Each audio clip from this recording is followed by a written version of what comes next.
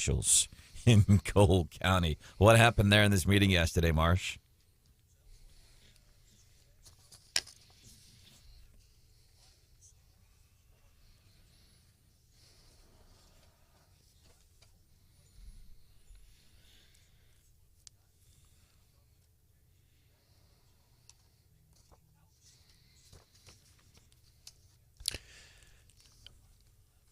And see, what's interesting about that sums it up perfectly, John, but I also followed up with Don Ledford yesterday, who is with the U.S. Attorney's Office, career employee, and Brandon, you know him well, career employee. He's worked for U.S. attorneys who've been appointed by Democratic and Republican presidents. Pretty straightforward guy. And he made it clear that they will be outside the polling locations now. But what we don't know, and we tried to press Jay Ashcroft about this yesterday, how will people know that these monitors, these representatives from the DOJ, are with the DOJ? Are they going to have name tags? We don't know that. Yeah, and we're not being facetious when we say that, because basically what they're going to have to do is comply with the 25-foot electioneering provision that anyone else, let's just say hypothetically, Dave Griffith wanted to campaign, which he could. He'd have to stay 25 feet away. Everybody knows that. Same with the DOJ. But how are people going to even know who they are? That I'm unclear about, and Don wasn't really able to get us a whole lot of guidance on there, other than they will be in Jeff City and Cole County. Somebody had a great question, by the way, regarding electioneering. Mm-hmm. We had somebody, we're talking about the National Guard, Amendment 5. That's an easy yes, by the way. And I think throughout the morning we will continue to tell you how to vote on any of these amendments. I kid when we say that, but if you have any questions or you want to know how to vote on something, we can at the very least, share with you how it is that I'm voting. I don't know what anybody else is on board with. But I'm wondering, when it comes to that electioneering stuff, somebody says, I'm in the National Guard, I wear my uniform all the time. Is that electioneering if I go to a poll place in my National Guard uniform? And with an amendment on the ballot. And I'm wondering, so I'm wearing my shirt today, and if you're watching and you can watch our show on YouTube anytime. Yeah, we're at Wake Up in Missouri. I'm wondering, would this be electioneering if I went to the polls in this shirt today? You know, it's possible. I think when in doubt, and again, I when in doubt, and I think you'd probably be okay. Is Jay Ashcroft said yesterday to I think you asked that question. He thinks the guy would be okay, but it's always good to check. When in doubt, it wouldn't hurt to check with your county clerk, or certainly check or both with Ashcroft's office, and you can call their office as well. Or one of producer Hannah's golden rules. If you have to ask, oh man, you probably shouldn't. So, I could say it's my name. I'm wearing a shirt that says "Let's Go Branden," and if you go to our YouTube channel and see, I wonder, would this be considered electioneering if I were to walk into a polling place today with my name is Branden? If I were to walk into a polling place today with this shirt saying "Let's Go Branden," Yeah, I don't know the answer. Those are more Brianna would have probably, Lennon or Jay Ashcroft would. For instance, if somebody wore a "Make America Great" hat or Biden Harris, I mean, there's all sorts of different scenarios. I don't know, and I think again, I don't know. Those are interesting questions. I would think they'd be okay because you'd be voting, but that would be something that would be more along the line of Brianna Lennon or Jay Ashcroft. Certainly, I think he answered the question pretty well about the National Guard. Well, I'm excited. Steve Korsmeyer, Cole County Clerk. Make sure you are here at 7:10. Steve Korsmeyer joins us here on 93.9 The Eagle and 104.5 News Radio 950 KWOS. We're going to find out what went down in that meeting yesterday. So we know the news accounts. We know actually what happened, but I want to hear from Mr. Korsmeyer. By the way, kudos to him and to Secretary of State Jay Ashcroft. That's a baller move. Department of Justice comes into your town, and you come into the office, and you have your cups of coffee, and you sit there, and you fold your legs, and you politely tell the feds, yeah, no, you're not going to be inside of our polling places. You can stand outside. That's a baller move. Kudos to Steve Korsmeyer and Secretary of State Jay Ashcroft. I know it's only Tuesday. It's Election Day, but I'm putting those two guys on my list for winners of the week on a Feel Good Friday at 8:35. And they prevailed on their position. Yep. They did. They were the feds were planning to. Yes.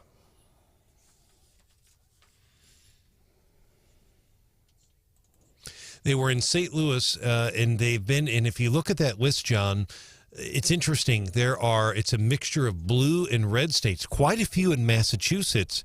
They're in Pennsylvania. They are in Michigan, but then they go to some red states like Missouri as well.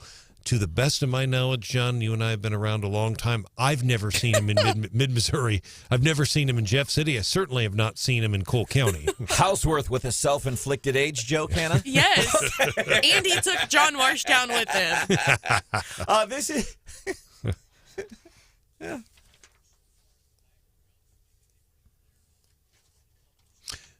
That's right. Exactly. Harmeet Dillon, who is with the Republican National Lawyers Association and happens to be chummy with our very own Stephanie Bell, who's not on the show today. She is in St. Louis doing important stuff as it relates to the election. So the Department of Justice, and they're in the key states. They're in Pennsylvania today. They're in Arizona. They're in Ohio. Harmeet Dillon of the Republican National Lawyers Association talking about the number of personnel that the feds are sending out to election places. The Democratic Party is so hysterical about the likely losses tomorrow that the Department of Justice announced late today that they're sending lawyers to all the counties where they're thinking that they're going to lose big, including 6 of the heaviest populated counties here in Arizona. So that's Harmeet Dillon, Republican National Lawyers Association, saying the Department of Justice are sending personnel out specifically to places where they think potentially Democrats could lose. And that is a frightening proposition. And we'll go back to what happened just this past Feel Good Friday, that report coming out from Republicans regarding the Department of Justice and the FBI weaponizing their law enforcement capabilities for political gain. These aren't conservative talking points. These are real things that are happening. To that, what she just said, and again, I had not heard that soundbite until you played it. When I just heard that, the first thing I thought of is when they picked Cole County, that is one of the most heavily Republican counties. It used to be Democratic, very, very strong Republican. The Democrats don't have a lot of strength down there at all. In fact, most of those offices are uncontested. So I was surprised they picked Cole County, Jefferson City, but interesting soundbite there. Interesting text from Terry. Says, my polling place in Oz had about quadruple the normal people at this time in the morning. I love that stuff. What are you seeing out there? Send us a text, 874-9390. Mike, when will we know if democracy has ended? You know, it was interesting. Joe Biden last week, he made several speeches and kept driving home. Democracy is at stake. You got to vote for Democrats. Blanket vote for Democrats because our democracy is at stake. And it was funny because he said this on the same night. I'm out having dinner with a member of the Wake Up Columbia family. We're at a restaurant. We're at Park Restaurant right off of 63 in between Columbia and Ashland. And I like to duck in on other people's conversations, try to hear what it is that people are talking about. Which is funny because if I try to have a conversation with you, you can't hear me. I don't listen. The people who are talking to me, I don't listen. But I surreptitiously try to hear what's happening in your conversations. So I'm listening to these conversations, and it's obvious for real talk.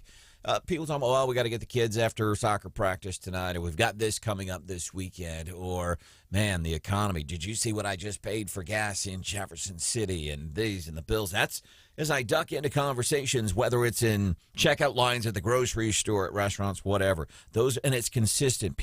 They are talking about the economy. You know what I have not heard one person talking about? Well, I'm eavesdropping on conversations. I've not heard one conversation. I'm freaked out about our democracy. I haven't heard that, John. Have you heard anybody talk about that as a voting point? No, I haven't heard. Oh my God, democracy's at stake. We got to get out. Nobody's talking about that. That's not a thing. Well, you're right. Besides the president. Biden. I don't know if you heard this. When he was running for president, I think it was 88. I can't remember. He was widely known that he was plagiarizing, stealing speeches from other people, and we think that he's been doing it again while campaigning, trying to prop up Fetterman. John's gotten knocked down, but he gets back up. He's gotten up quickly. Pretty sure he's plagiarizing. Chumbawamba, their old song, Tub Thumping. That's how bad it is. They're not plagiarizing Lincoln, Gorbachev, plagiarizing Chumbawamba's tub thumping. We are so glad you are here. We will have complete election coverage tonight. Me, Marsh Houseworth, Randy Tobler, Gary Nolan, other hosts from the radio station. This starts tonight, 8 o'clock. Make sure you tune in. Meanwhile, keep your texts coming in to us, 874-9390. I'd like to see what you're seeing out at the polls this morning, and maybe you spot. I wonder if the Department of Justice, if they'll wear the big law enforcement, the big yellow lettering on the back of their jacket. All right. Yeah, if you're voting in Cole County today, take your pictures, send them to us. It'd be interesting to see what it is you're saying, because you're our eyes and ears coming up.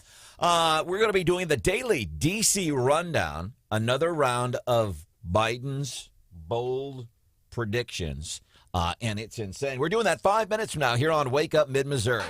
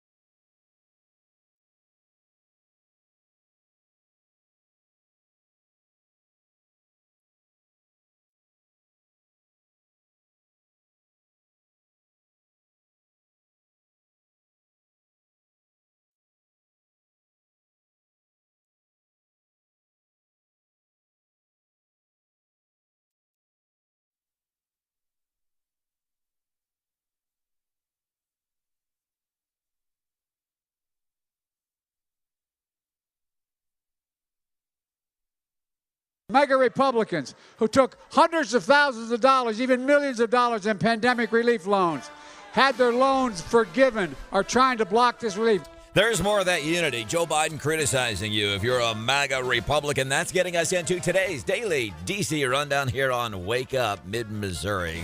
Some things Joe said last night. He said, we're going to shock the hell out of the world.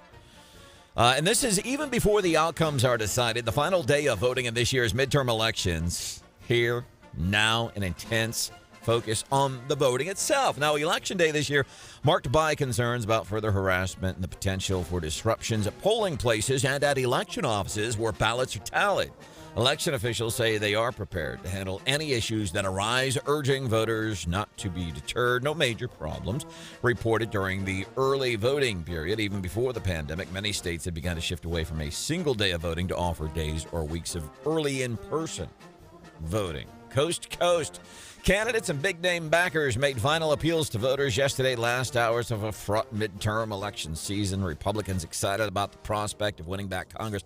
I got to tell you, here at the radio station yesterday, Stephanie Powell and the Show Me Institute, kind of a nonpartisan think tank. They dive into the financial numbers, economics, macroeconomics. When these things happen, this is how it affects us. They do amazing work, nonpartisan. And I wished everybody that voted for Biden or anybody that's thinking about voting for Democrats could have attended this event yesterday. Dr. Aaron Hedlund, who did work in the Trump administration, he's a professor at Mizzou. The guy's on this show from time to time. He takes all these really deep economic topics and he distills them down to how they affect you. And I'll give you the bottom line. It's what they did in this presentation yesterday. And this presentation was about the economy. It's not about going after a political party. It's about the economy. And out of necessity, blame laid at the feet of Joe Biden. But it's what they did yesterday. Show Me Institute, they did like a timeline. Okay, when, for example, when Joe extended the unemployment benefits, here's what happened. And here you can see the numbers. I mean, nobody could deny how poor the Democrat mindset is for our country right now. It's a great event yesterday. Anytime you get a chance to do that, check out any of that stuff that the Show Me Institute does. House Speaker Nancy Pelosi saying yesterday the attack on her husband will impact her decision on whether to remain in Congress after the midterm election. She's calling on folks to stop the misinformation that is fueling political violence and urged Americans to vote to defend our democracy. I don't recall her saying that stuff after Democrats sent a gunman to a congressional baseball game. I don't recall her saying that after that reporter was killed by a Democrat in Las Vegas because he was exposing what this elected official was doing. Democrat killed the reporter in Las Vegas. I didn't hear Nancy saying those words after that happened. After there was almost an assassination attempt on a justice of the Supreme Court of the United States. I didn't hear Nancy say those words then. Didn't hear it happen. Hope you'll stay with us. Christopher Arps, chrisarps.com. He is going to be joining us. You see him on Newsmax TV all the time. This dude knows Missouri politics. His take, because we've got different, everybody's making predictions. Will Republicans take 54 seats in the Senate? Will it be 51? Larry Sabato, much respected political mind, kind of a pollster, does a lot of stuff. The number that he's saying only 51. I'm thinking more than that, but I'm not Larry Sabato. What does Chris Arps think? We're going to find out 5 minutes from now here on Wake Up Mid-Missouri.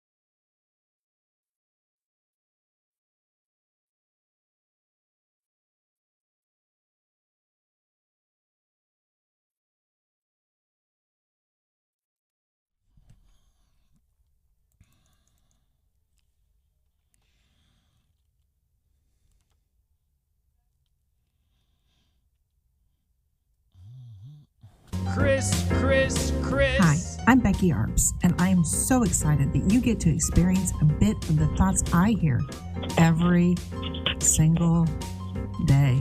Enjoy. Chris. Seriously, what's it like at the home of CHRIS. CHRIS. and BECKY? What's it like at your guys' house this morning? Because you both, by the way, you guys are knuckles, if not elbows deep into politics. What's it like on Election Day in the Arps household, man? I hate to tone down the excitement there you built up, Brandon, but it's pretty much like every other day. Yeah. Constant political talk. Christopher Arps, check out the website, ChristopherArps.com. He now also has his own radio show in the afternoons in St. Louis, writes for RedState.com. Got the and the website, by the way, ChristopherArps.com. I think you like it because it keeps it pretty fresh. And if you're listening to this show, well, then you like what Chris is posting on there. What are you especially proud of right now up there on your website? I'm proud that you got the name right, so I don't have to buy any more domain names to have them point out to. That's what I'm proud of. Christopher Arps, Chris Arps, I don't have to buy any more domain names. But mainly I've just been putting up stuff about today's election. If you go to my website, there's a really interesting article that the New York Times did saying that the Democrats and the Republicans are competing for the black male vote this year. And, Brandon, we've talked about this on your show in the past, how Stacey Abrams down in Georgia is bleeding black male support. Donald Trump receives 20% of the black male vote in 2020. So that's a very interesting dynamic to look at this Tuesday, this election, to see how well the Republican Party did with the African-American male vote. And I think the other thing that's been interesting with all that, and I just want to do a little bit of this real quick. Today's conversation regarding the John Lewis Voting Rights Advancement Act does occur against the backdrop of a resurgence of Jim Crow-style voter suppression measures. Remember, it was all Jim Crow. It was all Jim Crow. Jim Crow stuff. But now the numbers are extraordinary. We have seen black men participate at 91.8%. So... Oh, it's not so bad after all. All that stuff we spewed, the Joe and everybody. It's Jim Crow. It's Jim Crow. Yeah, we were wrong. Well, it's hard to make a case for widespread voter suppression, and Jim Crow is now Jim Eagle when you have record numbers of African Americans coming out to vote. It just doesn't jive, friend. Well, remember that word, jive? Jive, yeah, jive, and it's not working out. And again, it's proof of the lies that Democrats and I say, you might get tired of hearing me say it, but it is really important, especially here on Election Day. Get out, vote. Don't forget your voter ID. You are going to need that valid ID. You can still vote even if you don't have an ID. It's just going to be a little different for you. Mm-hmm. But these just flat out lies that are being told. And I do want to do this real quick. Things are hopping here. We're going to be doing election coverage tonight, but I want to share a couple of quick notes that we're getting here at the radio station regarding turnout. Boonville, Teresa says, Boonville, nice turnout. Good to see. Kevin checking in from Jamestown. Please remind folks, valid photo ID. Very busy at Jamestown this morning. Howard County running pretty steady. Alan says it's Election Day. Remember, if your side wins, it's okay. If your side loses, then they cheated. He might be telling the truth. Hey, and obviously this is a huge, huge day. We're voting on a lot of different things here in Missouri. You might want to get your take on any guidance you might have on the amendments, especially A3, which has really rocked a lot of folks' worlds and kind of their conceptions on, yes, I want legalized marijuana, but don't know if this is the right way to do it. But before we get into that, I want to ask you, I know you're a Trump fan. I'm a Trump fan. 2015, after several times when Trump had talked in 8 and 12 about running, I said, get this clown out of here. We don't need a Trump for president. 2015, things were very differently. Yes, so I've been a big, huge Trump opponent. But, man, when he doing things like he did last night, saying, hey, I'm making a big announcement coming up on the 15th. Next Tuesday, it's widely expected that he might announce a run for presidency. With Trump, you never know. He likes that rope-a-dope, man. But let's say he is. Chris, I just don't think this is a good thing. Well, I think it's boy, it sounds I'm stuttering there. I think it's okay if he wants to announce after the election, that's his doing. I don't, that's his prerogative. I just think now all of the speculation before the election, the day of the election, the focus needs to be on the Republican candidates, not on what Donald Trump is going to do in 2024. And we don't need Democrats focusing their last-minute ads on Donald Trump to skew some last-minute voters. If he's going to run for president, that's great. That's his prerogative. Just, tap it down until, after the election. Yeah, and I think even by virtue of saying, hey, I've got a big announcement coming up next week, I mean, you're almost doing the same thing. It's like, Donald, come on, man, let us get our head around Tuesday, November the 8th. And Wednesday, November the 9th. The amendments. Do you know how you're voting on all the amendments here in Missouri? I know one specifically that I'm going to vote against, and that is the Amendment 3, the legalization of marijuana for recreational use. Look, when a measure has bipartisan support against it, then something is definitely wrong with it. And the big provision in Amendment 3 that seems to have everybody up in arms is that those who have medical marijuana licenses right now, this amendment seems to rewrite the Constitution to give them an lead on getting the recreational medical marijuana licenses, and people just see that as not fair. And then there's language in there about a chief equity diversity officer or something. A lot of people are not too keen on that. So I'm against that. I don't think it's going to pass. The other amendments, not so much. I know about. I have to read up on them before I go to the polls. Yeah. Well, here, I will just tell you how to vote and how to think on those issues, Chris. It's a yes on all of them except for 3. And then the idea, do we need a constitutional convention? Nah. Yeah, I'm against that. That's what to do. By the way, and we did get this. Man, so Friday, and we've got a question here on the text again, and I'm not knocking people. I get I don't know if it's misinformation as much as it's just crafty wording, but a text from a listener this morning is CRT buried in Amendment 3.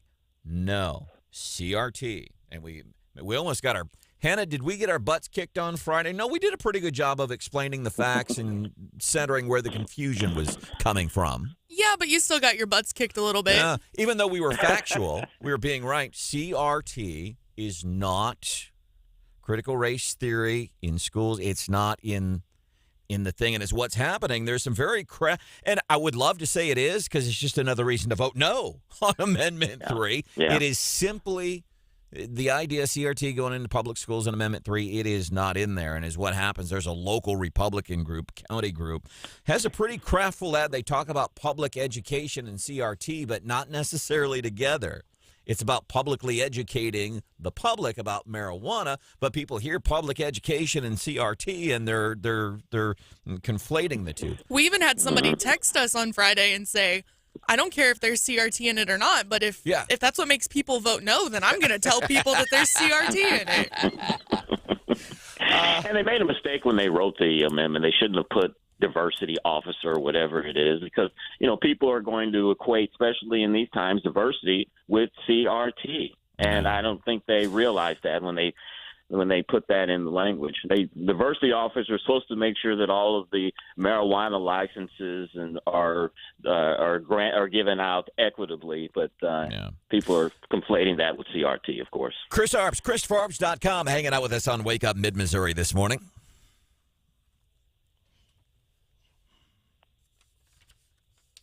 Mm-hmm.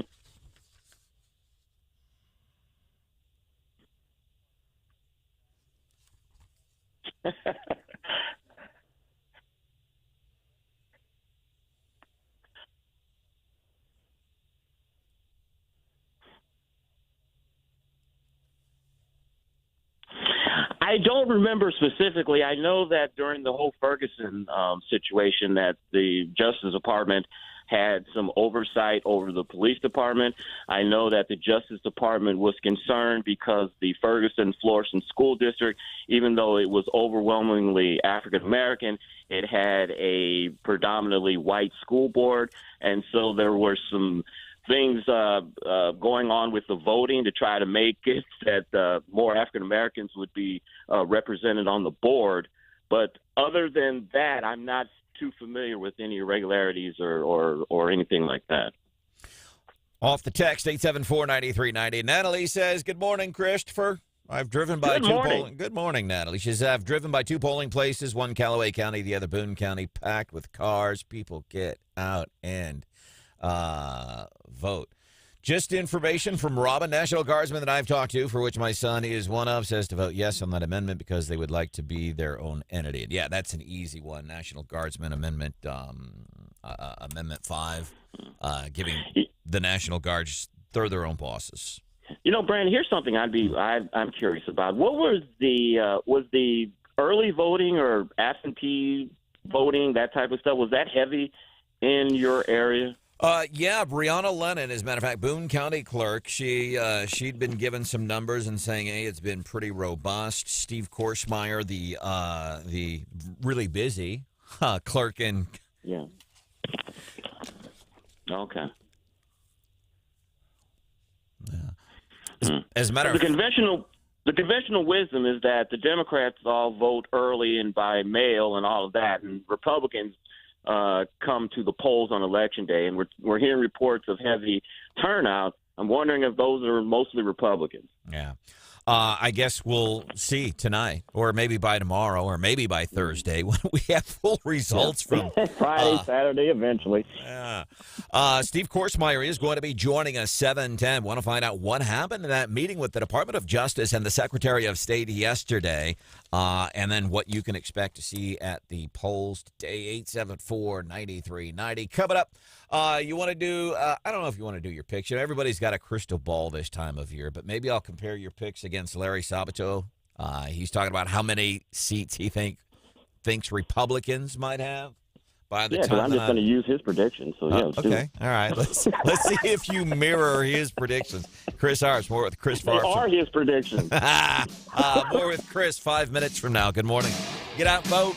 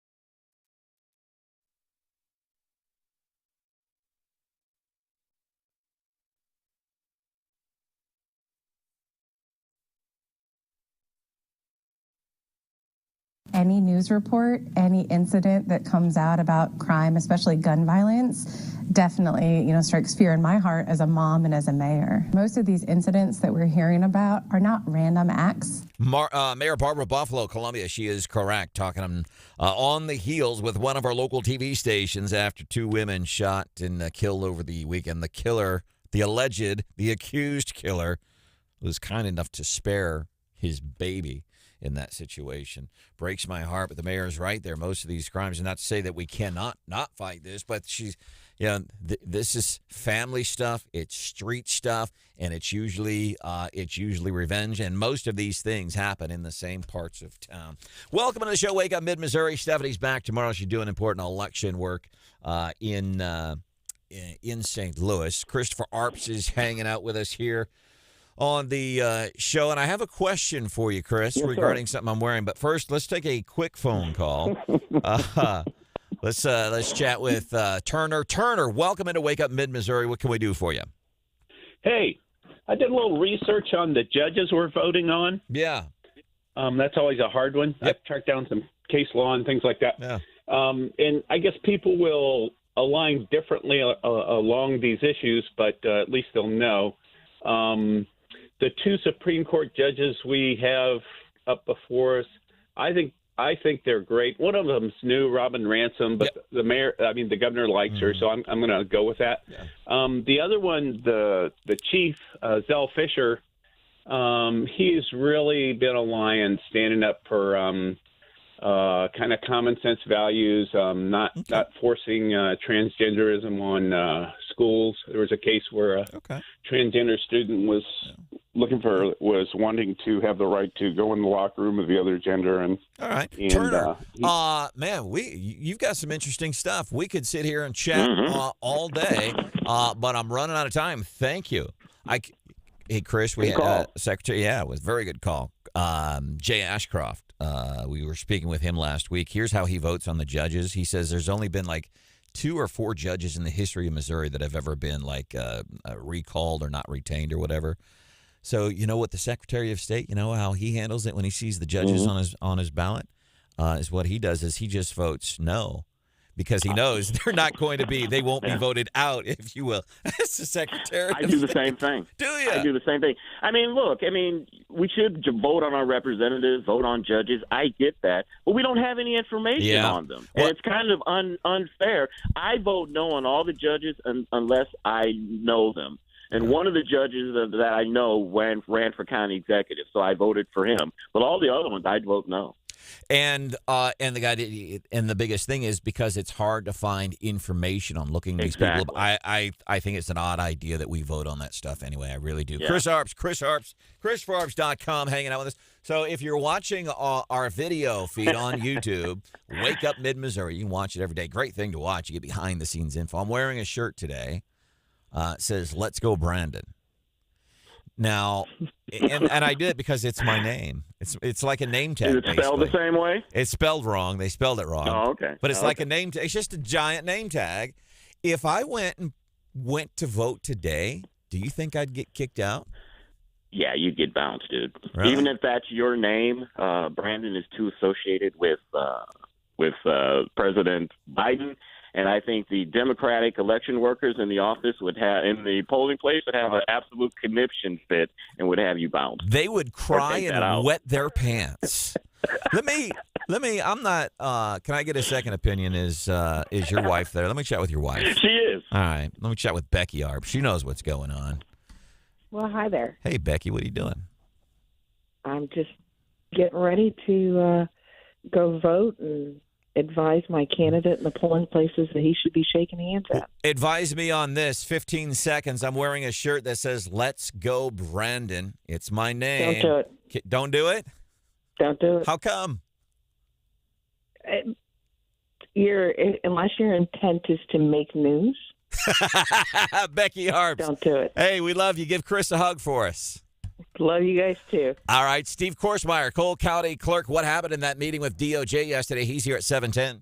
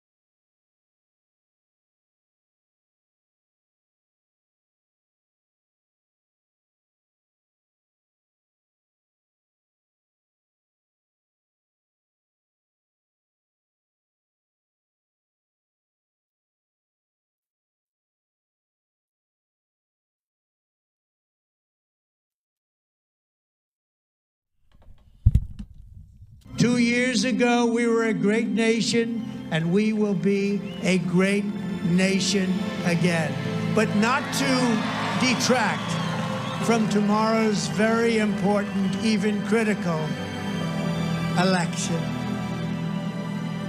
And I would say, in the strongest way, it's a country-saving election. I'm going to be making a very big announcement on Tuesday, November 15th, at Mar-a-Lago in Palm Beach, Florida.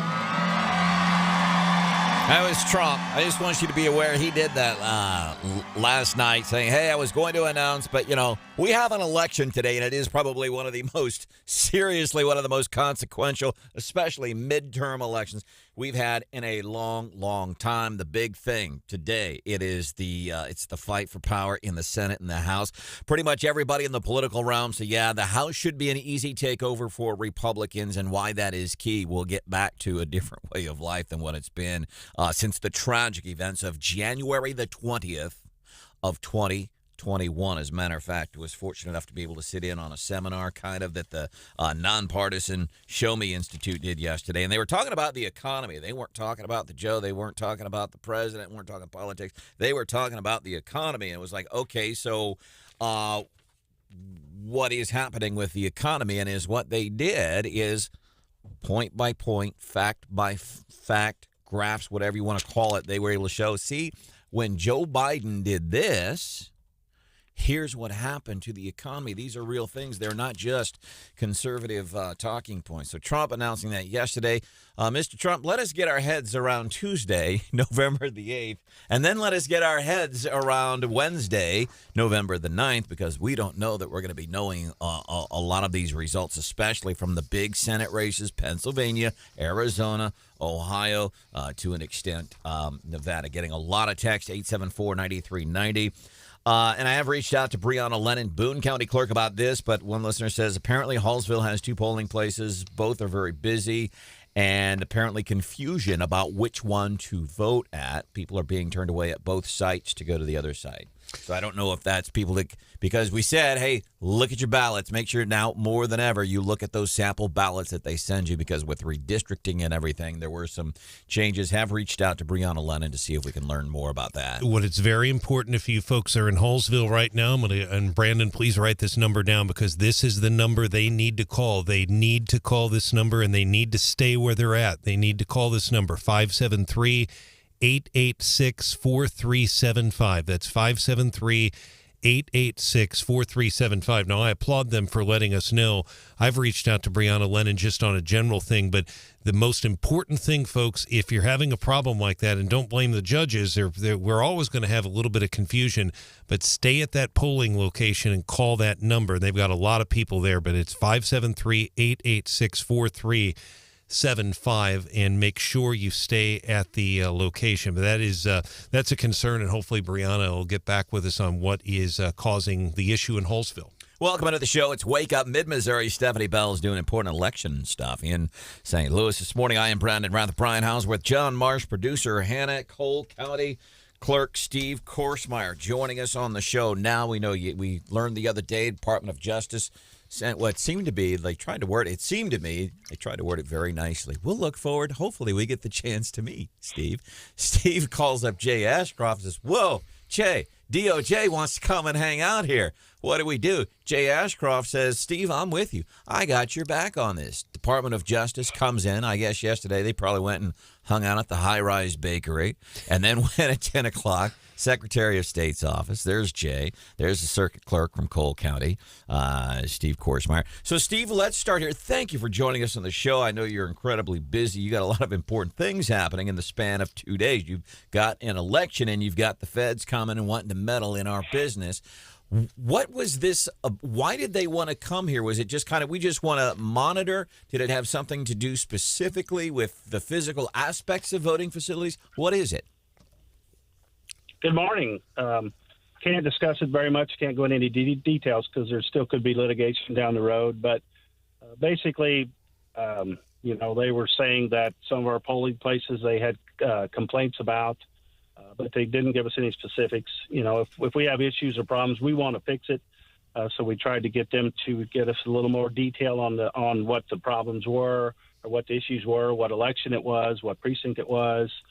And they didn't really have any detail for us. So that's about all I can discuss about it. And if I ask you anything, Mr. Korsmeyer, that you're not able to answer, that's cool. Just say, I can't answer that. I don't want you. None of us here on Wake Up Mid-Missouri want you to get into trouble. So answer what you can and dismiss the rest. Just let us know. So they're saying kind of some we got a few complaints about some things. Are they telling you who's made the complaints?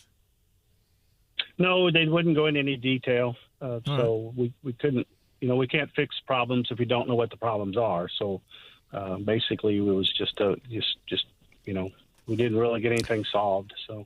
Yeah, Mr. Korsmeyer, and I know I agree with Branden. We're not going to press you on details because, like you said, there could be litigation down the line. We appreciate the fact that you're at least able to come on. I've talked to Secretary Ashcroft multiple times yesterday, and his frustration, I can tell you this, his frustration is twofold. Number one, DOJ won't tell him nor you what the specifics are. They appear from the letter that he has shared with us, email, appears to be something about, people in wheelchairs being able to vote, people that are disabled, being able to vote. But the second thing is that they originally indicated to you and to him that it had to do with people in wheelchairs, et cetera, voting. However, when I spoke to Don Ledford from the U.S. Attorney's Office, he says that this essentially has to do with federal civil rights laws. So he is confused by that as well. My question is this. Do you know how many polling locations they're in this morning in Jeff City and Cole County? And how are voters going to know?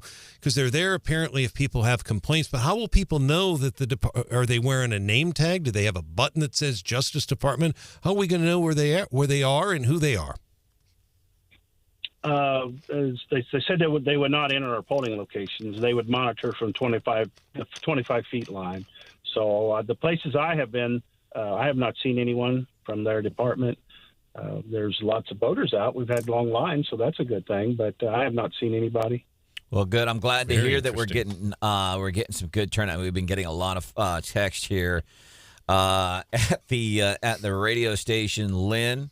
Going well there. I was the 15th vote cast at 6:15. Callaway County, Prairie, looks good. Holiday Inn, Howard County, it's running steady this morning. Jamestown, Missouri, looking good. So you're not getting a whole lot of details. Department of Justice is in town. I want to ask you this, Steve. Y'all went in and you duck into this meeting, 10 o'clock. Like, what was, and tell us as much as you can, like, what was the mood of the meeting? Is it kind of like, there's the feds, we're the local guys? Or was it very congenial? What was it like? Oh, they were very nice. We did not have any issues or arguments or anything. It was just a conversation back and forth. They were very nice. We were very nice. And they just asked me if they could enter our polling places, and I said no, and that was the end of it. So it was a very short meeting. When you said no, how did they react? They were fine, but we had already discussed things in an email, so there was no issues. We did not have any issues at all. All right. Our guest is Steve Korsmeyer. He is he's the clerk in Cole County. He's joining us this morning here on Wake Up Mid-Missouri.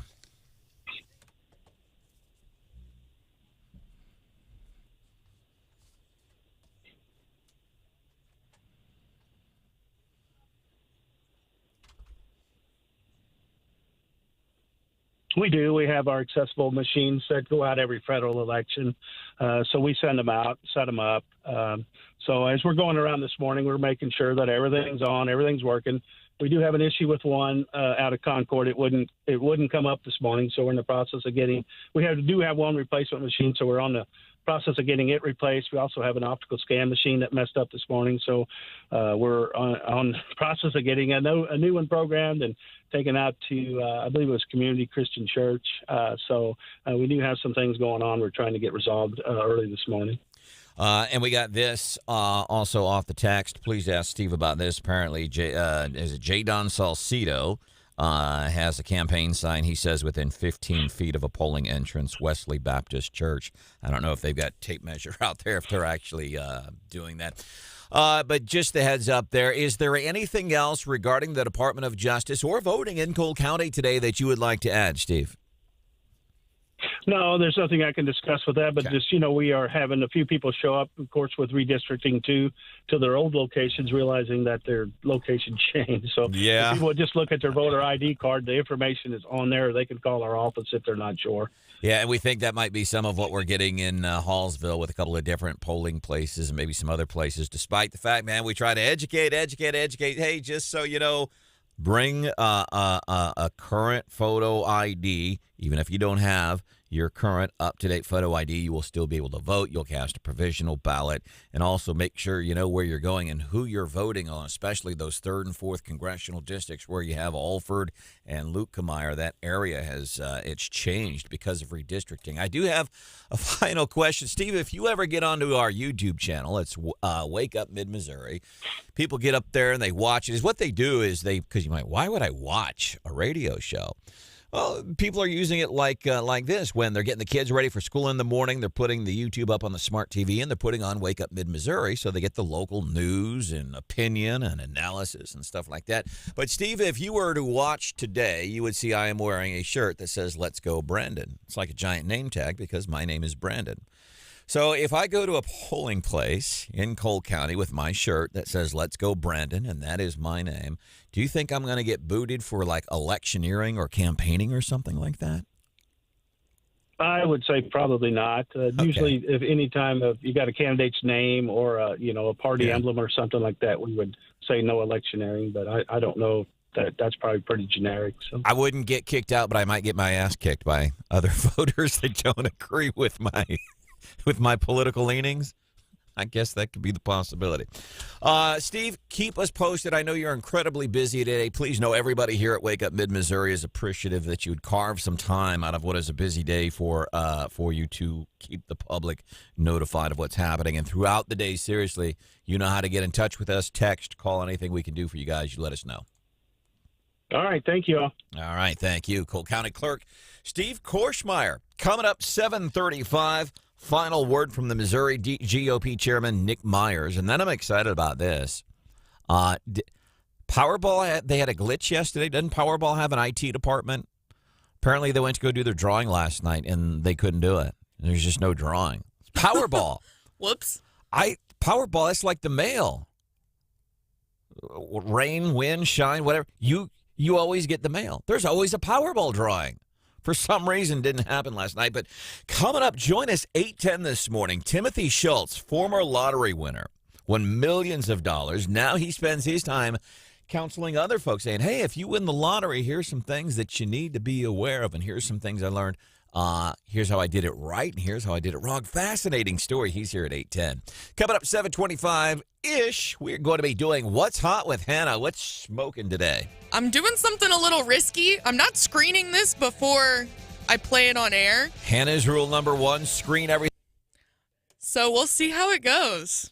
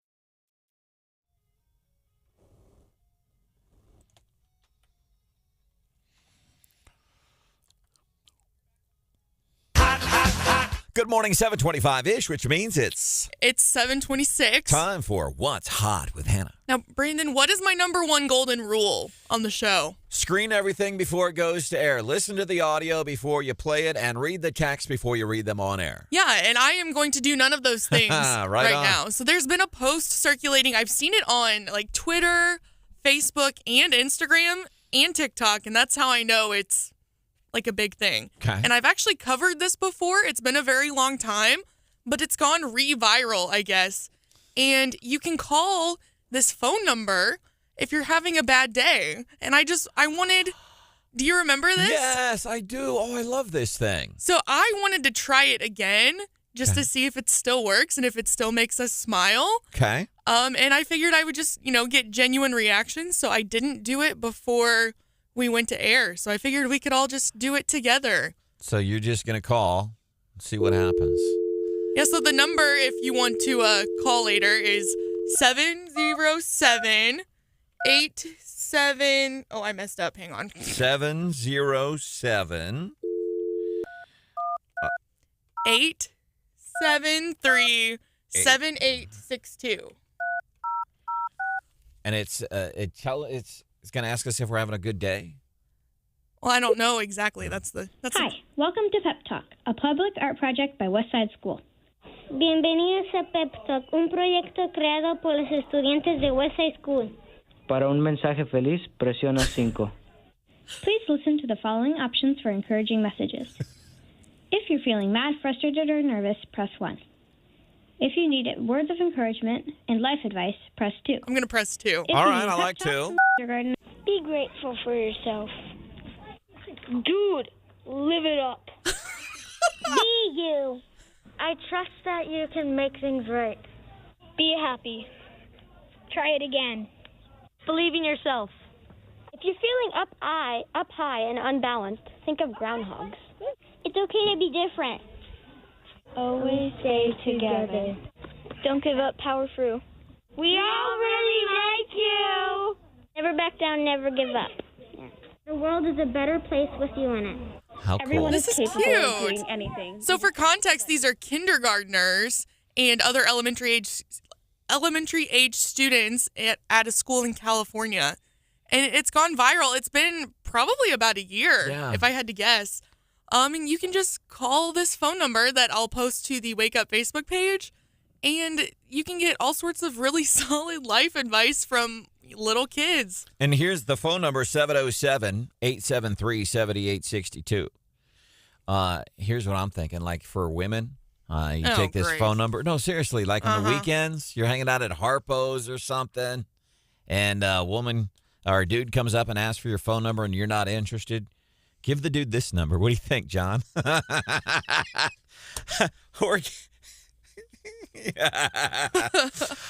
Coming up, final word. And about polling, we're going to be chatting with the GOP chair, Nick Myers, here on Wake Up Mid-Missouri.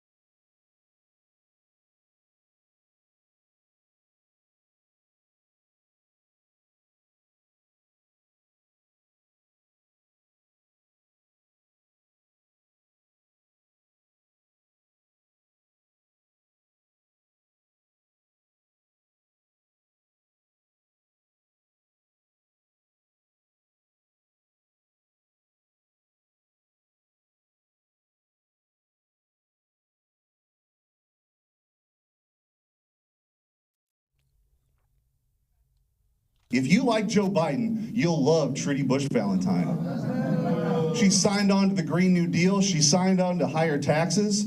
She's aligned herself with the defund the police crowd. Eric Schmidt yesterday. Brian Houseworth and I hanging out with Mr. Schmidt, Governor Mike Parson, and our current treasurer, Scott Fitzpatrick, is running for auditor. And those two races are U.S. Senate race, Schmidt v. Valentine. The one thing that bums me out about that is following tonight's victory is I don't know that we'll ever have an opportunity to play Trudy Bush Valentine's campaign song anymore, Hannah. And I'm kind of disturbed by this because it's been delicious radio for the past few months. I look forward to never hearing it again.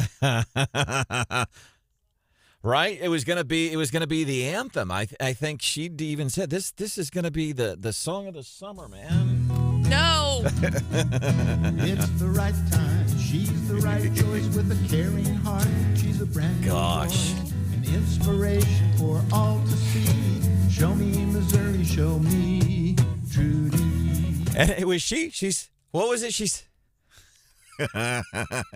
It's like a mix between Kumbaya, My Lord, and maybe an old John Denver song. And I loved it because her campaign bragged, this is going to be the hit song of the summer.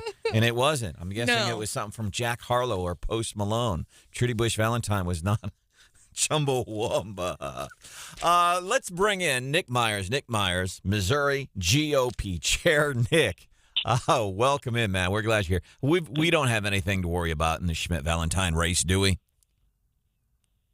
Well, we don't if everybody gets out and votes. So thank you for having me on. I thought for a minute there I was on the wrong channel when I heard that strange tune. So. No, you got the right channel. I'm Branden Rathert, John Marsh, Brian Houseworth, producer Hannah, Stephanie Bell's in St. Louis doing important election stuff. She will be back here tomorrow. We are doing, obviously, election coverage tonight, 8 to 10. I think that's key. You said if everybody gets out and votes. We talk about whenever we think, hey, the big red wave, I don't need to go out and vote today. Everybody says it's going to be a red wave.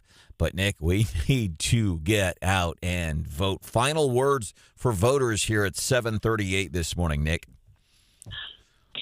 Well, you can vote. You can vote now up until 7 p.m. tonight. If you're in line at 7 p.m., if you're a little late going to vote from work, if you're in line at 7 p.m., you'll still be allowed to vote. And we need to vote for Eric Schmidt and Scott Fitzpatrick, Mark Alford for Congress, and Blaine Luetkemeyer for Congress. If you want to stop inflation and fight inflation, Joe Biden and the D.C. Democrats are not the way to do that. Since he took office, we've hit a 40-year high in inflation. And you can draw the line, and I've done this, looked at the charts. From the day he took office, that line of inflation rate just skyrocketed. So if we elect these folks and put them in D.C., take them from Missouri, put them in D.C., things will change. We'll be spending our own money instead of Joe Biden and the D.C. Democrats deciding where to spend all of this inflated funds. And I know you have some House races there. John Martin in House District 47 is somebody who can help. Yeah, John Martin, Jim Musgrave, Cherie Tolson-Reich, she should be fine. We've got Dave Griffith. He should be fine. On the Senate side, Travis Fitzwater. So we're liking a lot of our candidates. We're liking the chances here in Missouri. Mike Benjer about some national stuff real quick, but now hyper local. I'll tell you this, Nick, off our text this morning, whether it's Lynn, Missouri, whether it's Jamestown, whether it's Columbia, Jeff City, just voted in Cole County, and the turnout is amazing. I had to wait in line for a few minutes. But, man, 50 or so people waiting to vote, so it moved quick. That's from Jeff in Jefferson City, and we're getting these reports from all over. And do want to get a quick update on some Boone County voting issues. Yeah, the two very quick things, Branden. Thank you. Number one on turnout, and then very quickly on Hallsville. And to your point about turnout, keep in mind, folks, the polls have barely been open an hour and a half, and I just got off the phone with Brianna Lennon. 7,000 people have already voted this morning. That has nothing to do with absentee. That's just this morning. That is a big turnout, so those numbers are long, so be prepared to wait. Very quickly on Hallsville, Hallsville, Brandon, we've had calls. Breonna Lennon has had calls.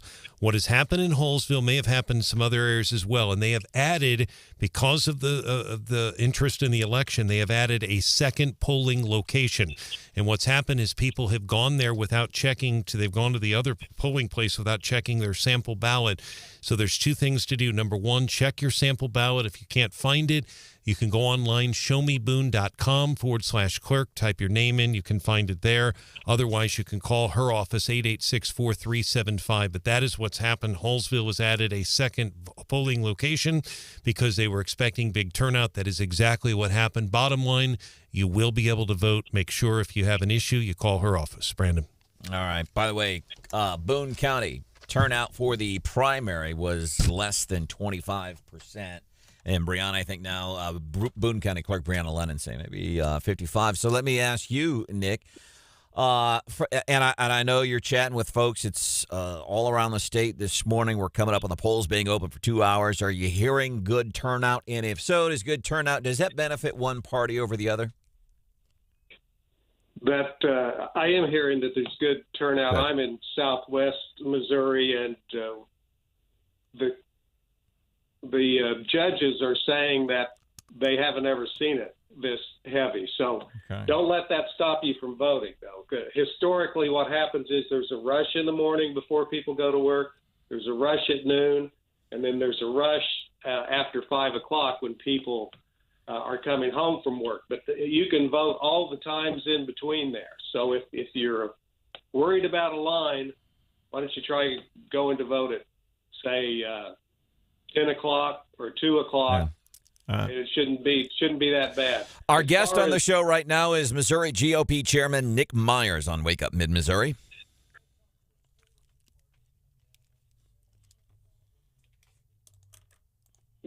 Well, the executive committee of the Missouri Republican Party has made a recommendation on 2 of the amendments. On number 4, we are saying vote yes. And that has to do with police funding as it relates to the state legislature. Yeah, well, that's it. It's a little more complicated in that it's police funding, yes, but the funding comes from the Kansas City, Missouri budget. So you're not putting an extra burden on the state. You're requiring the city of Kansas City to spend at least 25% of their budget on police. They've kind of moved towards defunding the police in the city of Kansas City. So we're saying vote yes on 4 and vote no on 3. All right, and then recommendations on the other amendments? The party hasn't taken any positions on those in particular, but yes on 4, no on 3 is what we've done. That was a unanimous vote of the executive committee of the Missouri Republican Party. All right. So we feel good about what's going to happen in Missouri today on a county-wide level. I think Cole County, Sam Bushman will retain the conservative will retain the seat of presiding commissioner in Boone County. Kip Kendrick, former Democrat state rep, and going against the businesswoman Connie Leopard. So locally, it's different in Boone County, Nick, than it is on a statewide level when you get into the city limits of Columbia. It ain't always so red. Anything else you would like to add before we let you go, sir? Well, I would just say that the Missouri Republican Party has a group of dynamic young leaders that are set to help out the folks in the state of Missouri. Eric Schmidt, Scott Fitzpatrick, Mark Alford, and John Martin. So please get out and vote. You can do that all the way up to 7. I appreciate the time this morning, and let's send that song to the Golden Oldies. Nick Myers, Missouri GOP Chairman, thank you for joining us this morning here on Wake Up Mid-Missouri. Coming up, 8 o'clock. So apparently no Powerball drawing last night. Don't they have an IT department there at the Powerball company? Apparently, and I don't know from what I understand, and we don't have an exact timetable for when the next drawing is supposed to happen, but apparently it did have to do with a security issue with one of the Powerball outlets, is I am understanding of it. This is really cool. Coming up, 8:10, Timothy Shultz, former lottery winner, now dedicates his life to helping other lottery winners. You think all your problems are solved whenever you get a whole bunch of money? Well, to quote, who was it, the notorious B.I.G., mo money, mo problems. Oh, my gosh. Oh. I am so uncool. Oh, that hurt. Hey, John, I want to... That was terrible. Well, I wanted to pay tribute to Jack Renner here. Should I do that later now after this? Yeah. Oh. Tell us about Jack Renner, Marsh.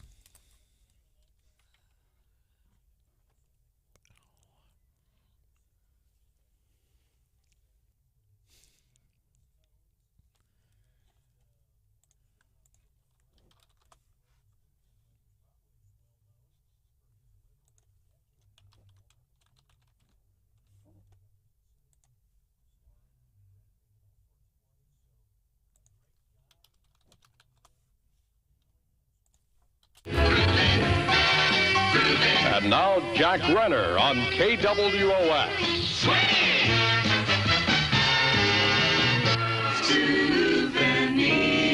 It's B.J. Thomas. And hey, won't you play another Somebody Done Somebody Wrong song? Last year, 1975. 17 and a half past 8 o'clock right now. Jack Renner program. Good morning. We have 62 degrees, looking for the mid-70s today. Man, I love that. I love that old school type of radio stuff, and I love 17 and a half minutes past the hour. Got to be precise, man. I know, man. I love that stuff. Jack Renner, longtime personality with KWOS.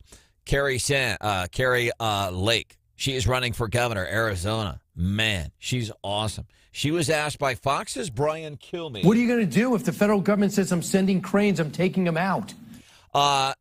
Being asked about, hey, what would you do? She says, because when I become governor of Arizona, we're going to build a wall because we are being invaded. Go watch what happens at the border. So how did she answer that question when he says, if the feds come in and say, no, you're not building a wall? How did she answer? She had a great answer to that question. We're going to highlight that coming up 5 minutes from now here on the show. Good morning.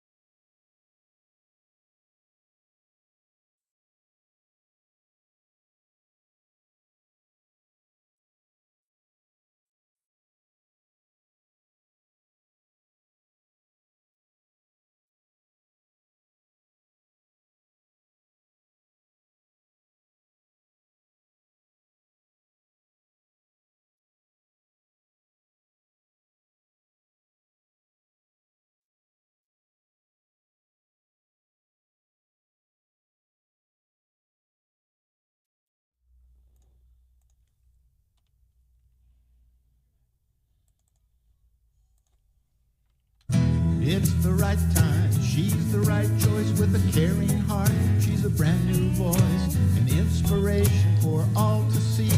Show me Missouri, show me Trudy.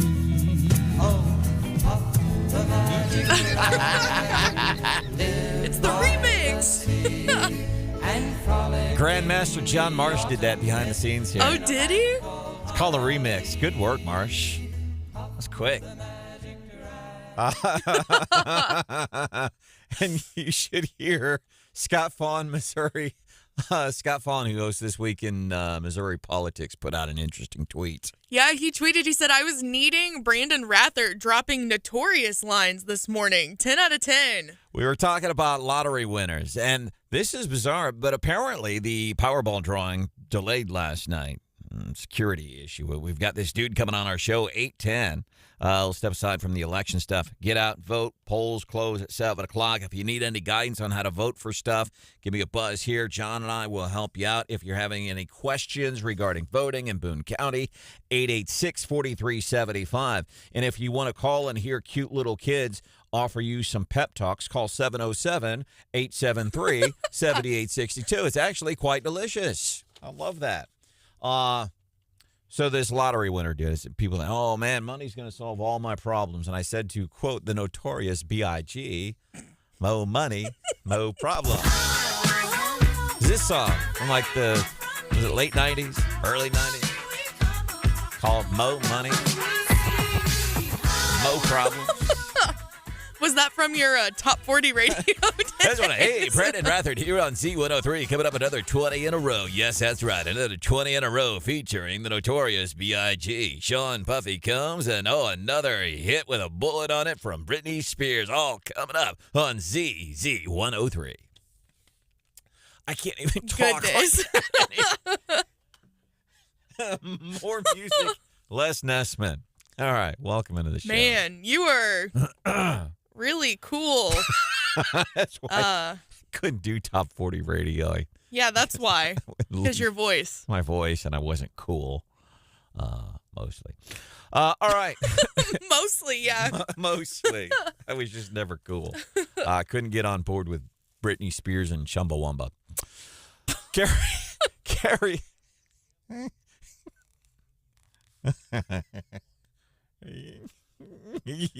Oh my gosh! Now John Marsh is joining. Who let the old guys out? The notorious B.I.G. completely underrated. People like, oh, he's just a rap artist that was shot and killed, right? No. Yeah, dude was he was pretty slick, man. Ain't got nothing on John Marsh. All right, let's move forward. It's the election. Please. The election's today. Polls close at 7 o'clock. Anything we can do for you, seriously, let us know. 874-9390. Carrie Lake, lightning rod. She's running for governor of Arizona as a Republican. And I love the other day she was asked, what do you say to those people who think you're too extreme? And she says, well, what's extreme? Is wanting to have your border with another country, wanting to have that secure, is that extreme? I mean, just great. And she didn't stop when she was asked by Fox's Brian Kilmeade a question about, hey, you say you're going to put up a wall. You have an invasion. That is for real. That's not a talking point. There is an invasion. And he asked her, what are you going to do if you say you're trying to build this wall and the feds just come and start taking your stuff down? What are you going to do if the federal government says I'm sending cranes, I'm taking them out? Her answer? Wow. Well, we're going to tell them to pound sand. I can imagine. It's like what Steve Korsmeyer and Jay Ashcroft, right? Said to the Department of Justice, go pound sand, man. Wow. Really, what Steve Korsmeyer, Clerk in Cole County, has done, Jay Ashcroft standing up to the feds, I think is really cool. Not to be undersold either. That's important stuff. Coming up, Timothy Shultz won millions of dollars at a lottery 20 years ago. How does he guide other folks, other lottery winners? Hear his story coming up at 8:10.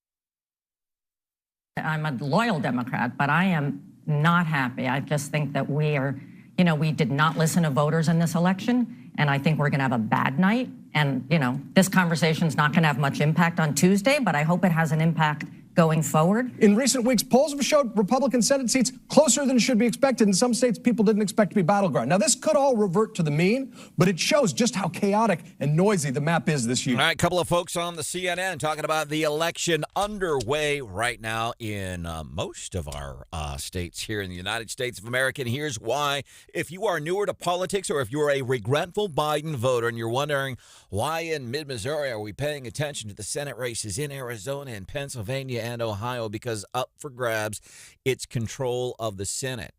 And we start to do that, and we're going to start to fix things. Show Me Institute did an event at our radio station yesterday. Show Me Institute, nonpartisan kind of a think tank.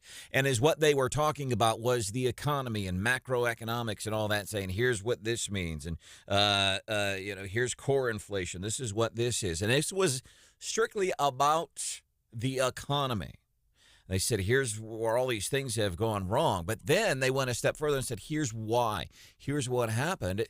And they could, as a point of fact, not as a point of trying to criticize, and no partisanship. Remember, this is a Show Me Institute, nonpartisan stuff. They're just like a think tank. Here's why all of these things economically, all of these economic issues we're having, here's why they are happening. Because Joe did this, and then Joe did that, and did this. It's remarkable, and they are all facts. Welcome to the show. This is Wake Up Mid-Missouri. Polls are open. If there's anything that we can do for you, let us know. 874-9390, 874-9390, whether we're in Lynn, whether we're in Callaway County, Boonville, Sturgeon, Hallsville. Everybody's saying really, really good turnout, and I'm hopeful because the primaries a couple of months ago, Cole County had almost 30%. Boone County, of the immediate counties here in mid-Missouri, Boone County had, I think, one of the lowest turnout rates, less than 25%. Now, that's an August primary. I'm guessing turnout going to be a little bit different. Yeah, I think so, too. And it was 24% ballpark in Boone County, and that was surprising because we had a huge race in the 3rd Ward in the Columbia City Council race. Brandon, what I do appreciate, and I'm glad you did a great job this morning following up on this, and I have as well, but I appreciate the calls from people about Hallsville, because if this is happening in Hallsville, I'm sure it's happening in other communities as well. And obviously, we don't want to forget about Montauk, and we don't want to forget about Cooper, the other counties. Bottom line, check the sample ballot to make sure you're in your polling location, because I'm sure some of these other rural counties added locations as well. And you'll be able to, like, whenever Gary Nolan comes on today, 9 o'clock, it's the Gary Nolan Show. We'll be able to help you whenever you call us here at the radio station, 874-9390. We are doing election coverage 8 to 10 tonight. Tobler, Marsh, Houseworth, me, Gary Nolan. All doing this. Welcome into the show. Wake Up Mid-Missouri. Stephanie back tomorrow. Interesting. Last night, Powerball. We're supposed to do a drawing, and it was a technical glitch. Is anybody fair, or is it a security issue or something? I don't know what happened, and we don't know. So does that mean the regular drawing's tomorrow night? Is there another drawing in between? I don't know what's happening there. It's tonight, and then there would be another one tomorrow night? I don't know what's happening. Because the last drawing was Saturday. Yeah. It's still $1.9 billion, and it's supposed the drawing is supposed. Well, I'm a little even on their website. It's not updated. It said the next drawing is last night at 10:59 Eastern. So obviously there's even confusion on their website, and we don't know if it was a hack. I'm a little unclear. I kept hearing that there were technical problems. Don't they just put the little balls in the machine? I mean, I don't know. I mean, what the hell's so technical? You get some ping pong balls, you paint some numbers, and you drop them into the thing. I know what they're going to do. They're going to make everyone a winner, because everyone wins. That's the fair thing to do. You spin the thing just like we do when we gamble with church bingo, and you pull out the balls, and I don't know or forgive college loans.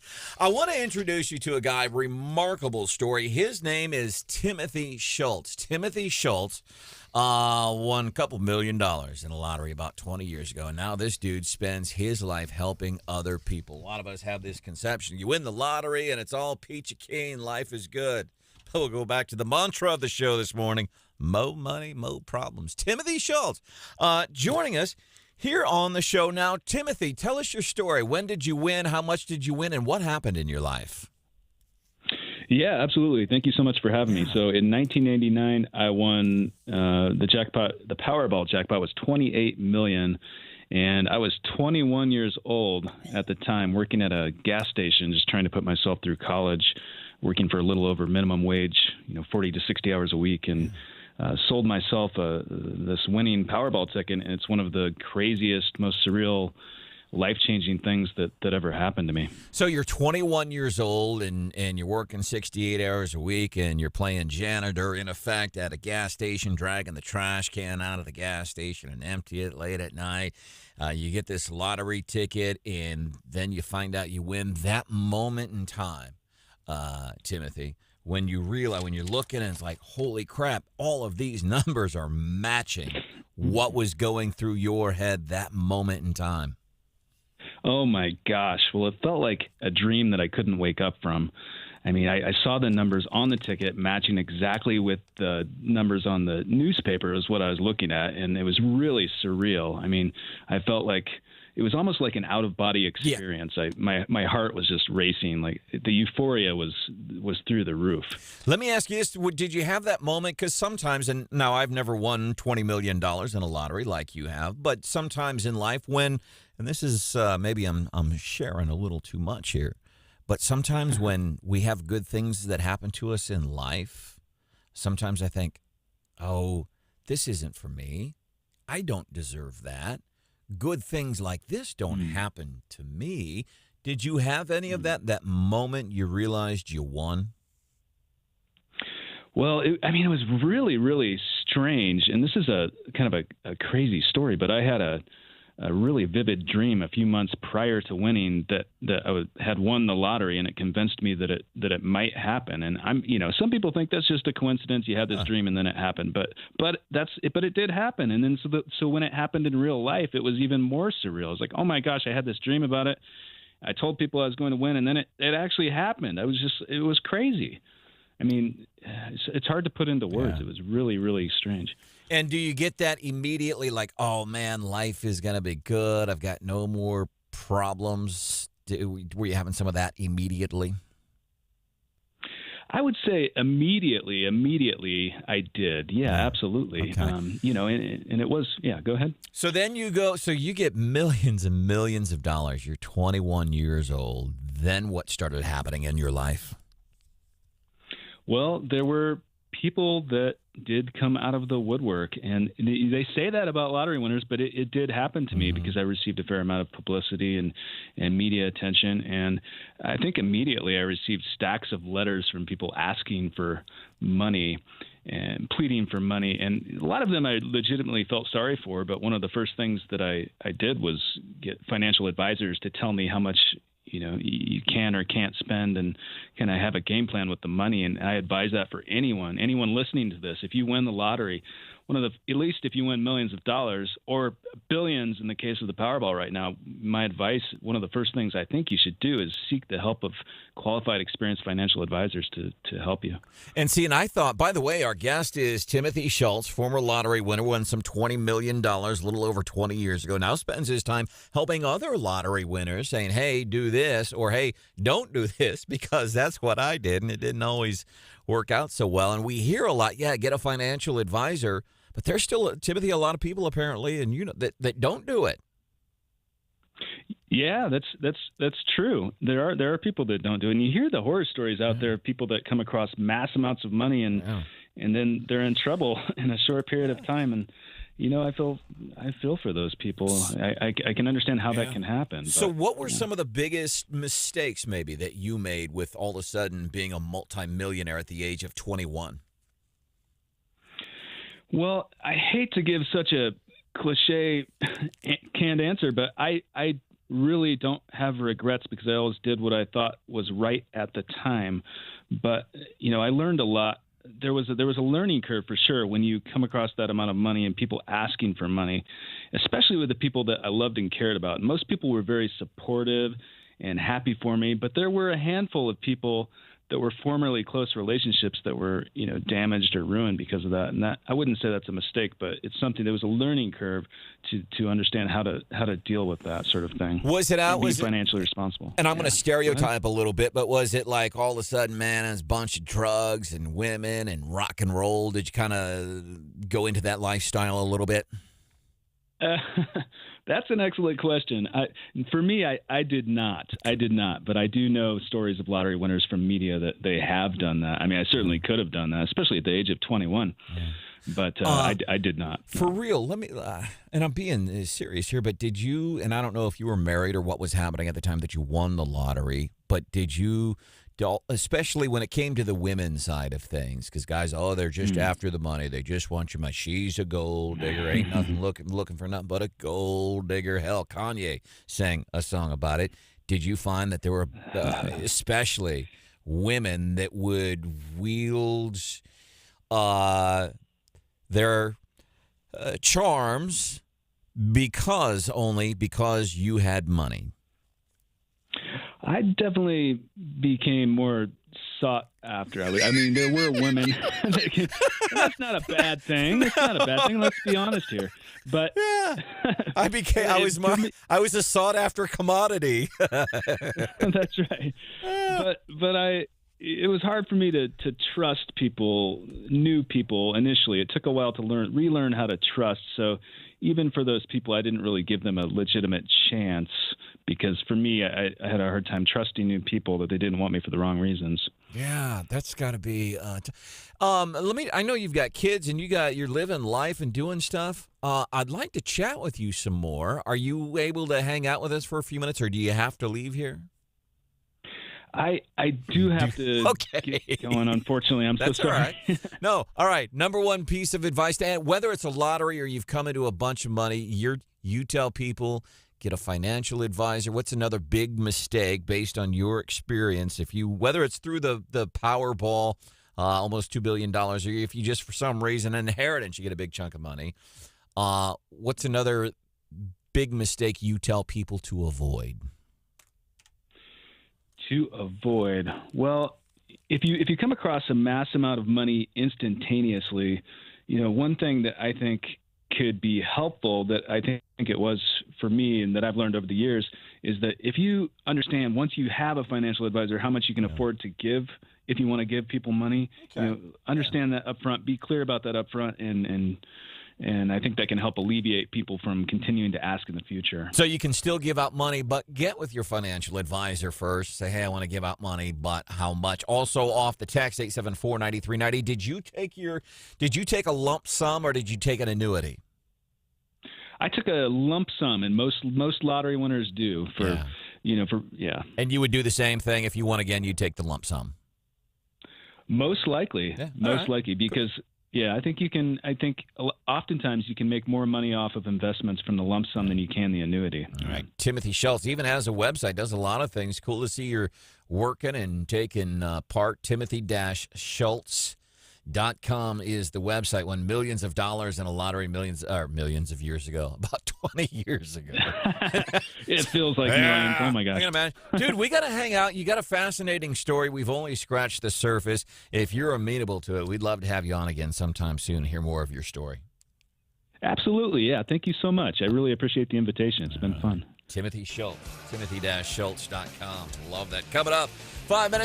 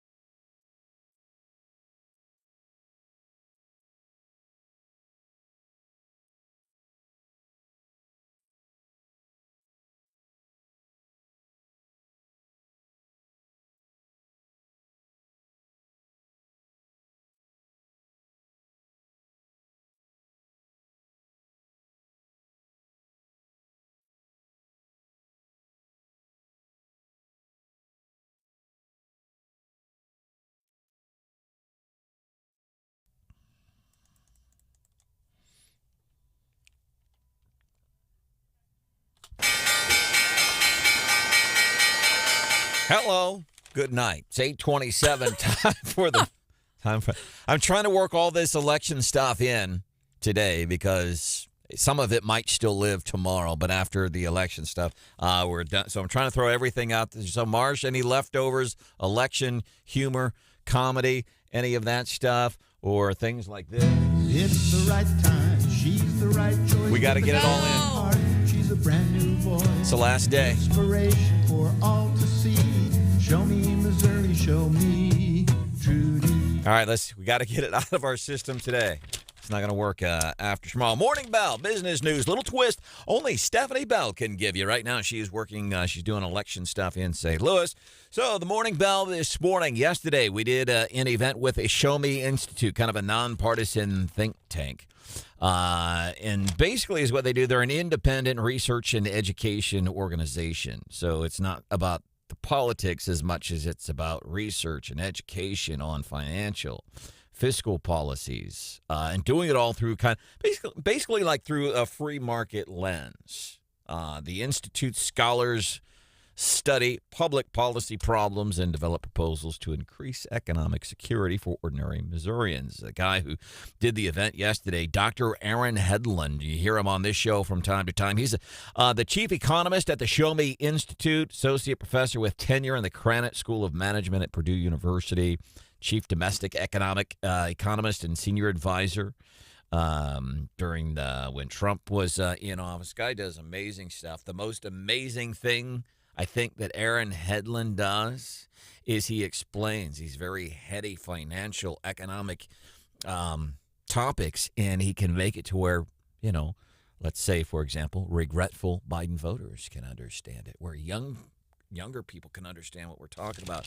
Some of the numbers yesterday, and again, this was not about Joe Biden. It was not about the presidency. This forum that they did yesterday was about the economy. And so, so here the economy's been going poorly since this time. What happened? And by virtue of a timeline, you could see, this Biden did this, and that's what happened. And Biden did this, and then that's what happened. And right now we have twice as many job openings as we do unemployed workers. And that's gotten that good.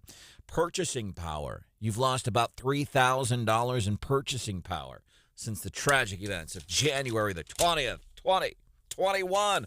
All right. Election day. Checking in from all across mid-Missouri and humor as it relates to the election. We're going to do that for you 5 minutes from now here on Wake Up Mid-Missouri.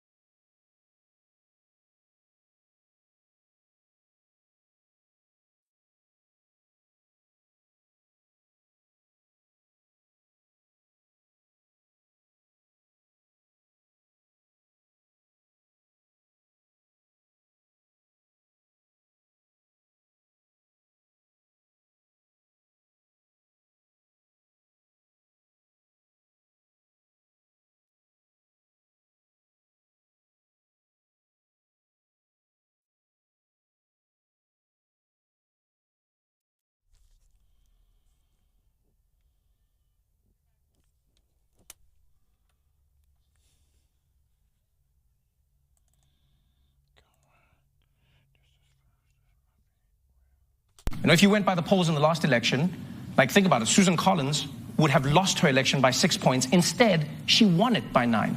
Right? Lindsey Graham was tied in the polls, but instead he destroyed his opponent. And according to the polls, Joe Biden was supposed to win by 8 points. Instead, he had to steal the election. I mean, you don't know.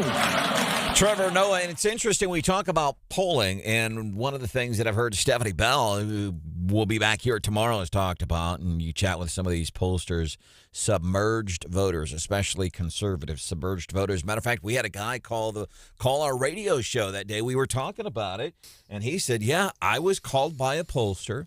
I took part in the poll, and he says, and I lied my rear end off. He says I was favorable. It was a guy from right here in mid-Missouri. He says, right. yeah, all the answers I gave were favorable to Democrats. But this idea of a submerged Republican during polling is that a lot of Republicans, apparently, they won't take part in the polling, or they will lie. And I want to bring up a recent example, Liz Cheney, for example.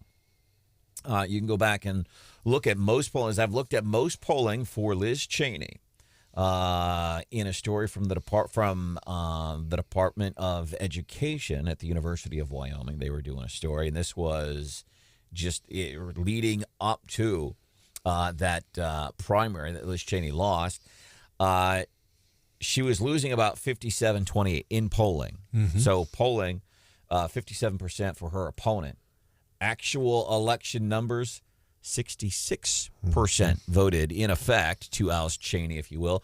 So in other words, that's holding true to the theory about submerged Republicans, submerged pollsters. That's an interesting point, and we know that because we've heard it before, that that gentleman that called in obviously was a Republican, and he said he told the pollster, Brandon, if you remember, he said he thought President Biden's doing an outstanding job, doing a great job is what he told the pollster. So that was obviously on record as a supporter of the president, but he said he's going to vote Republican as well. Others have expressed concern. They don't know who it is that's calling, and maybe they fear being labeled something. We've heard that. So who knows? But I will tell you this: Real Clear Politics, which is a pretty good indicator. They're they're not always accurate, but they're pretty close. They're projecting in the Senate right now. These are projections, but all these are so close that Republicans will pick up 3 seats in the Senate. But you look at all those races, I mean, all the way down, no matter who is up, they're all within 3 points. That New York governor's race is also very, very close. The fact that they've had to bring in former President Clinton, President Biden to campaign in New York, that is a big, big deal. Republicans definitely are hoping to get that. So we'll see. But the Democrats certainly, if they can win a lot of these races narrowly, a win is a win. So I'm sure that is what they are looking at. But it looks like a lot of these are going to go down to the wire, especially these Senate races. Hopefully there's a sense of optimism. Hopefully there's, hope. What's the movie? Shawshank Redemption. I can't remember. Was it Andy Dufresne or was it Red's character? Said hope. I think it was Andy Dufresne, part played by Tim Robbins, who said hope is a beautiful thing, or hope is a wonderful thing. Just to have hope for something. He also said, "How can you be so obtuse?" I remember that. That's right. with the Ward Norton. That is one of those movies. I have to put that as one of my favorite movies of all time. Gosh, it's brutal. Marsh, is that top 3 for you? Top 5? Yeah. Houseworth? Yes, it is. Yeah, I have to put it up there. Byron Hadley played a villain, but Warden Norton. I don't know the actor's name that played Warden Norton, but goodness gracious, that was some fantastic, because he was despised by people that watched the movie, the man, the character. But gosh, he did a great job. Great movie. One of those rare movies, too, and this is actually kind of like the movie The Wizard of Oz. So when The Wizard of Oz came out in movie theaters, Shawshank Redemption came out in movie theaters. Okay, there's a movie. It's got this Tim Robbins guy who people had known a little bit from. He'd done a few movies. But I think he'd done Bull Durham by that time. But he had a few movies under his belt, nothing magnificent. And then The Wizard of Oz, when Wizard of Oz came out in movie theaters, just kind of but when for Shawshank, Gone with the Wind. So look at the year of 1939. Gone with the Wind there was another big movie that year, and I can't remember what it was.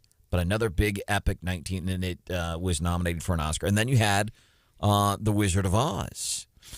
And so you had some big movies out that year, and Wizard of Oz was an afterthought. It was really not much. And then they started playing it on TV, and it was some years later, actually, before it started getting regular traction on TV. And all of a sudden, it used to be around my house, I think they would show it around Easter every year. And so you'd watch The Wizard of Oz around Easter. And kind of the same thing for the Shawshank Redemption. In the movie theaters is like, whatever. But then you could rent it on DVD, and it became this huge movie that to this day I will watch. And how on earth we ever got onto Wizard of Oz and Shawshank Redemption on Election Day? Am I hearing things right, producer Hannah? Is this real right now? It is real, I guess. Is now a bad time to say that I've never seen Shawshank Redemption? Oh, wow. Yeah. Yeah. That's widespread condemnation, producer Hannah. And keep in mind, Hannah wouldn't have been, it came out in 94. But if for younger people, they may not know. I thought it was really good. And to put it in perspective, how long ago it was, I remember as my first radio job, I rented a VCR player at the video store, took it home, and watched that movie. That's how long ago it's been. But gosh, a lot of good memories here. Gone with the Wind also came out in 1939. There were some really, really good movies. But moving forward, we've got one texter that says he was, and I don't know if he's being for real or not. I hesitate to even read it over the air, but I'm following producer Hannah's rule number 1. I've at least pre-read the text. Sure. That's progress. But he says he got harassed by the FBI at a polling place. I don't know if that's true or not. I think he's probably being sarcastic. Yeah, because the FBI is not at polling places right now. He may be thinking, and they wouldn't. They're there to monitor. So Don Ledford's going to keep us posted on that. And keep in mind too, the Cole County Clerk himself said he didn't even see any federal representatives in Jeff City and Cole County as of this morning, and he's the Cole County Clerk. They're supposed to be there, though. Don did tell us on the record they would be there. Harmeet Dillon, she's with the Republican National Lawyers Association. Her and Stephanie Bell also happen to be a little chummy.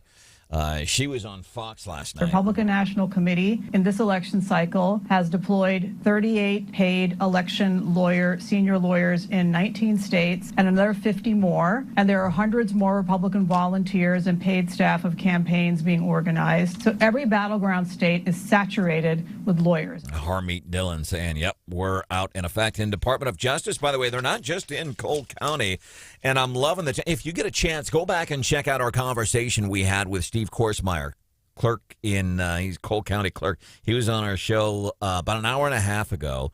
And you can always hear these interviews, our conversations with newsmakers. Go to our websites, 939theeagle.com or kwos.com, and you can hear these conversations if you missed it on the show. But great conversation with Steve Korsmeyer, basically. Jay Ashcroft, Secretary of State, some folks from the Department of Justice, and Steve Korsmeyer yesterday. They go, it's about 10 o'clock in the morning, and they go and they sit. And Steve says it was a real, nice, amicable meeting. But he says, hey, we'd like to come in and monitor some of your stuff. And Steve said, yeah, no thanks. And they said, okay. And Steve says,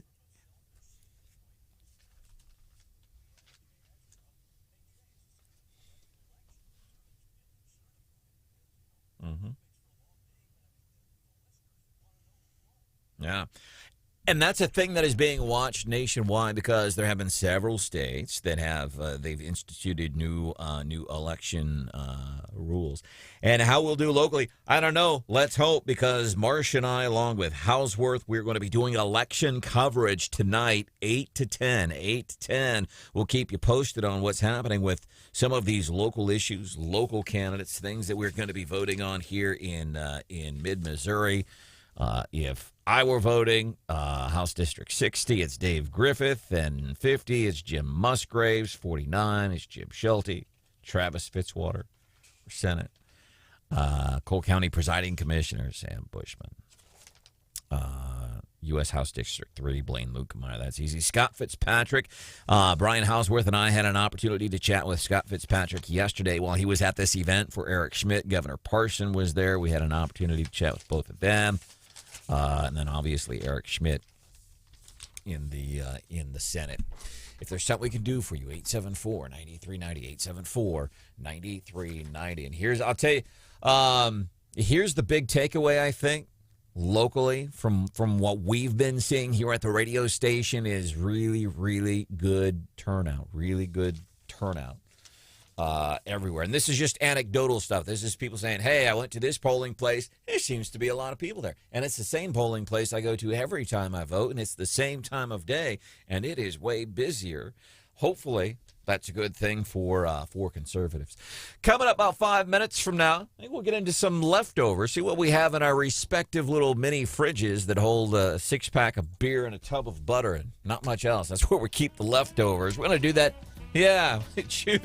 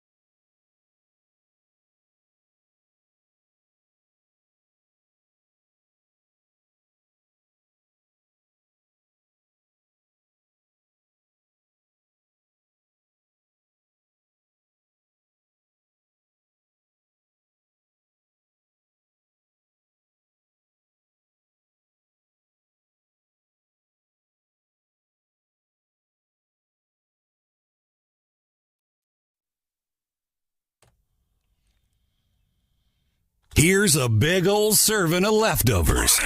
Enjoy. All right, leftovers. We do it every morning right before we get into my dad's favorite show, The Gary Nolan Show, here on 93.9 The Eagle and 104.5 News Radio 950 KWOS. Just things we did not get a chance to get to during the show. And the biggest one of all now, Hannah, any other day of the year over the past 7 or 8 years, anytime that there's talk about this one particular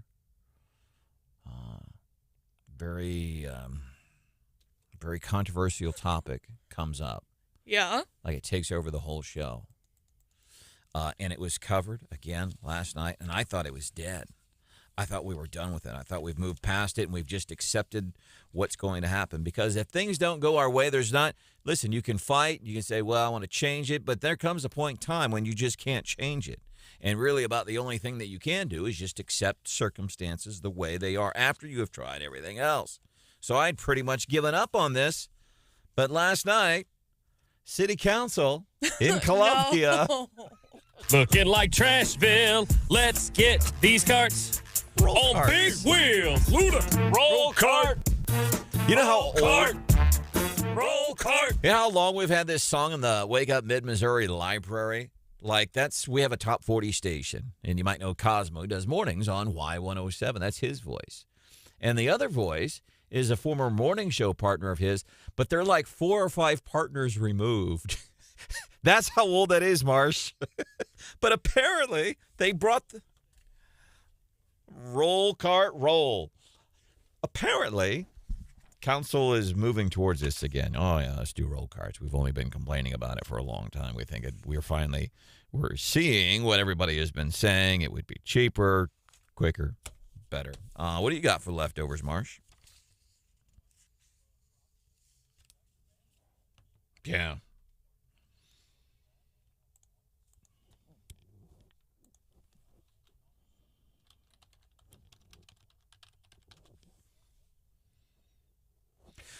And by the way, so apparently we just spoke with a lottery winner earlier this hour. If you get a chance, check that out. Top of the 8 o'clock hour when the Wake Up Mid-Missouri On Demand podcast. Go to 93.9 The Eagle or KWOS.com, 93.9theeagle.com, KWOS.com, and you can always listen to Wake Up Mid-Missouri On Demand. But we had this lottery winner. Guy won over $20 million in a lottery several years ago.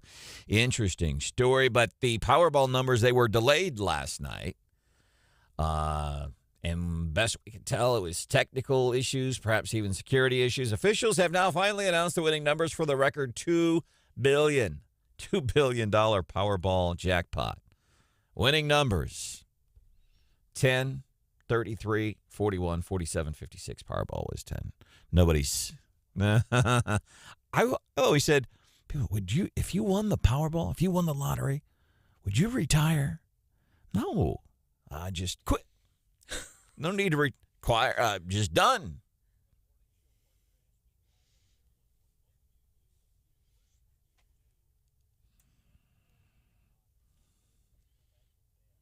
Yeah.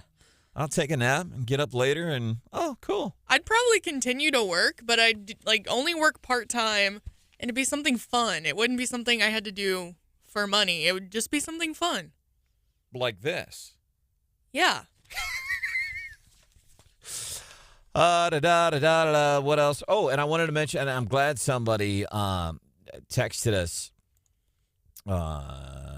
this. So Carol says, hey, property tax statements are out. Counties have reevaluated the values of vehicles. We've been talking about this, man. These things are going to be coming out soon, and it's going to be ugly. Carol says hers went up 19%.